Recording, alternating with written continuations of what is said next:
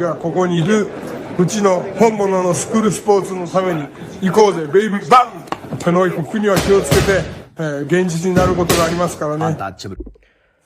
Alright, so we're going to go ahead and continue the long-standing tradition of covering Japanese boxing here on True School Sports. True School Sports, the #1 source for Japanese boxing in America. Now listen guys, this is my official post-fight review for Rene Santiago versus Masataka Taniguchi. And the result of the fight is simply this. Rene Santiago has done it again. Rene Santiago has beaten another Japanese fighter. At this point, it's getting to a stage where, you know, a win or two more against another Japanese fighter, and Rene Santiago might have to get a statue built after him, because you look at Rene Santiago's career and where it was before his last, you know, couple of fights. You know, he lost to guys like Jonathan Gonzalez and you know, he was an up and down fighter, you know, at the world level. And then he fought Shokichi Iwata, and ever since then, it's just been, he's caught lightning in a bottle. He beats Iwata. He beats Kaosuke Takami, who was supposed to be the young #1 new guy in Japanese boxing, according to some people. And then now he comes and he beats Masataka Taniguchi. So breaking down the fight and how it played out, he won by UD. I thought early in the fight, I thought Santiago owned the first half of the fight. He scored a knockdown in round 5. It was a sharp right-hand counter. Taniguchi, even though he came up in weight, because you know, he did win a world title at 105 pounds. He didn't look small in there. And I think down the stretch, like round 7 to 12, Santiago really felt the size and the volume of Taniguchi coming forward and things like that. So he had to grind it out in there. You know, he got hit below the belt one time. His punch output did lower. He was a lot more selective with his shots in the second half of the fight, but he was able to navigate past that, and he won the fight by UD. I thought the scorecards were wide. I didn't see this as a 117-110 fight for Santiago, and I didn't see it as a 116-111 fight for Santiago. I was looking at it more of like a 115-112. One judge did have it 114-113. So that's another win for Rene Santiago, and he has successfully defended once again as you know, a real, true, legitimate, unified champion. So as far as I'm concerned, he is the #1 light flyweight in the world right now, and I really see only 2 options for him. 3 options, actually. #1, he can either go and unify with the newly crowned WBC champion Shokichi Iwata, and that would be a rematch unification scenario. Or he could fight the winner of the fight next weekend between Thank Sak Simsiri and the Mexican Sergio Mendoza Cordova. I think Sergio Mendoza Cordova will win that fight. I think he's one of the most dangerous guys in this weight class.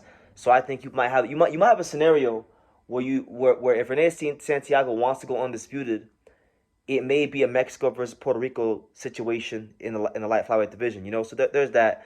And if he doesn't want to unify, then I think if he wants to continue rolling the dice at fighting these Japanese fighters, I would like to see him fight the #1 WBA contender, Dai Akira. Dai Akira, I think, is... Because really, I don't think he's fought any of the Japanese fighters in this weight class that could actually beat him. You know, the only 2 guys I feel like could beat him would be Dai Akira and Yugo Osaki. But Yugo Osaki is not active. God knows what's going on with his career. So right now, Dai Akira is the only option. But getting back to the Taniguchi fight, this was a fight, guys, that like I believe Santiago would win. I didn't make a video about it because I wasn't all that excited about it. I felt like, honestly, after beating a guy like Takami, it was a bit of a step back. Even though Taniguchi gave a good fight and is a former champion at 105 pounds, I just didn't see it as one of those challenges, those real, true challenges for Santiago. And, you know, ultimately, it did turn out to be a challenge, but he still won. And he still showed that he had the superior skill set, right? I thought he won 115-112. That's my opinion on that. So overall, we'll see how it goes for him. I think, you know, if Santiago is able to go undisputed in this weight class, or even get a 3rd belt, if he could pick up a 3rd belt, I think we're going to have to start talking about him potentially being on the pound-for-pound list, or at least knocking on the door of the pound-for-pound list, because he's doing a lot of great things in the sport right now. So shout out to Rene Santiago. on another good win. I look forward to seeing him against either the winner of Smsiri versus Cordova or Iwata or Diakira. A lot of great fights out there for him. And I'll even throw in Eric Badillo, because Eric Badillo is the #1 contender in the WBO. That's also Mexico versus Puerto Rico. I like Eric Badillo. I've talked about Eric Badillo before. So no shortage of great fights and attractive options for, one of the top fighters. And I don't know, man. You can make an argument with each passing win. That gap between Collazo, Oscar Collazo, and Santiago is starting to close a little bit as for who is the best, Puerto Rican fighter around these weights. So we'll see how it goes. But last but not least, because this wasn't the only thing on this card I wanted to discuss, I wanted to briefly touch on one of the fights on the undercard, because you did have former world champion Matlon Tapales in action. Matlon Tapales, the former unified champion, beat Mirja Akhmadaliev, a real legitimate champion, a real legitimate top-level, upper echelon fighter. Marlon's been moving along ever since the Inoue fight in 2023. He's had 5 fights, or 4 fights. He was 4-0 with 3 knockouts, so he's been doing his thing. He hasn't fought necessarily anybody to write home about, and they matched him up against the former IBF super bantamweight champion, Yukinori Oguni, right? And Yukinori, he's 37. He's on the way out, and this is the beauty of boxing. This guy, Yukinori, if you look at his box rec, right, and this is what I'm saying. I don't believe in fighters being as good as their last fight or just going off box rec. You can't always do that, because you look at his box rec. This is a guy that got knocked out by Subaru Murata. He had a technical decision with Keita Kuihara, who is a domestic level Japanese fighter. So he's been losing and not prevailing at the Japanese level, and losing the guys that are not supposed to be on the level of Matlon Tapales. But that's why they fight the fights, because not only did he beat Matlon Tapales, he made Matlon Tapales look old. He was breaking him down with body shots. He was out fighting in the pocket in many spots of this fight. And as far as I'm concerned, it's April 3rd right now as I'm shooting this. I would say that, Yukinori Oguni beating Matlon Tapales has to be the front runner, or one of the front runners, one of the top fights so far this year for upset of the year, because no one really saw this coming.